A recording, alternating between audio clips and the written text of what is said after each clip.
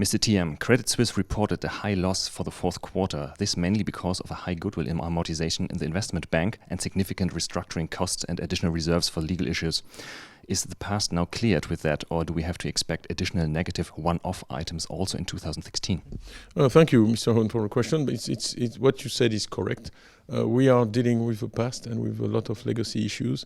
The biggest item, negative item, is a write-off of a goodwill for an acquisition done in 2000. That's now 16 years ago. So we want to clear all those issues so that we have a clear path going forward. Now, looking at 16, there will be more restructuring, and we've been very clear with the market about that. This is a big job to restructure this whole bank, and it costs. And part of the reason why we raised capital in December was to have the ammunition to be able to restructure the bank over 2 or 3 years and put it in the place where it should be, i.e. really one of the best banks in the world and ready to compete. But that takes probably 2-3 years of heavy restructuring. In the light of the difficult market conditions in the fourth quarter, are you satisfied with the operational performance of the various new business segments? Very satisfied. If you look at them in turn, look at Asia, 17.8 billion of net new assets. That's the highest of any bank in Asia. So really extraordinary performance from the business in a challenging environment. In the fourth quarter alone, we collected 3 billion. So that's the best in class, best in the industry. Profits is up more than 20%. So really a good performance. If you look at Switzerland, which I'm really excited about, since I started, I've been talking about Switzerland as key to our strategy. We created this Swiss Universal Bank. Profits are up year on year, fourth quarter, 25%. So for people who are saying that in Switzerland there is no perspective, I beg to disagree. I am very excited about the prospects of the Swiss business, well on track to achieve its objectives. And the international business, it's been more difficult, facing a more difficult environment because it has Western Europe in there, and we still have what we call regularizations of the tax issues, which generate outflows. But overall, a very pleasing quarter. Investment banking has had its best quarter in the last 5 years in terms of deals announced, but that will come through the numbers in 2016. Now, I have to be also honest, there is one very difficult area. Our global markets division has had a really rough time in these markets and has lost about $1 billion because we carried a lot of positions linked to the old strategy.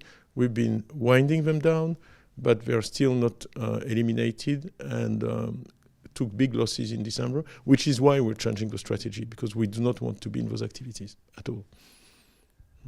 January and early February again showed volatility and uncertainty. Will this continue, or do you see first signs of improvement? I am quite cautious about the future. I think it's going to be a very difficult environment. And we are organized to resist this. We don't want to bet on an improvement. If there is an improvement, that will be great news. But we are quite cautious about the future.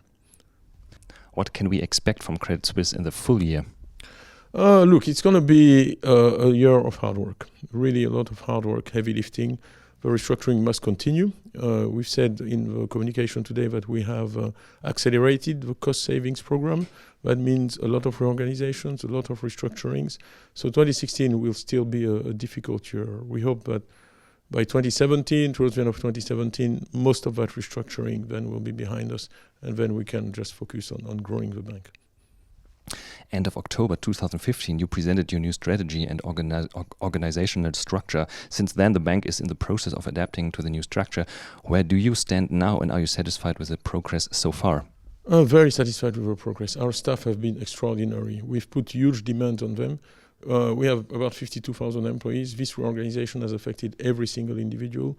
It was conducted in record times. In about 4 weeks, we reorganized the entire structure. And you see in the results that people not only have gone through the reorganization, but have continued to do their job and to do it well.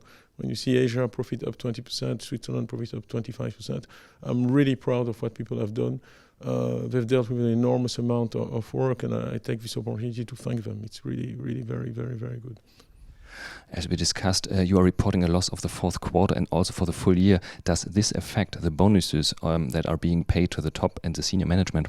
Not really, because frankly, we don't hold the staff of today responsible for a decision made in 2000, 16 years ago. Many of them were still in high school. But we have ignored. What we have looked at is the performance this year, and the divisions have done well. People are rewarded well. And the divisions that have done less well, particularly IBCM, the investment bank, and global market, the bonuses have been reduced significantly. So overall, bonuses have gone down about 11%. And in those activities that have struggled, more than 30%, which is the biggest cut we've ever taken.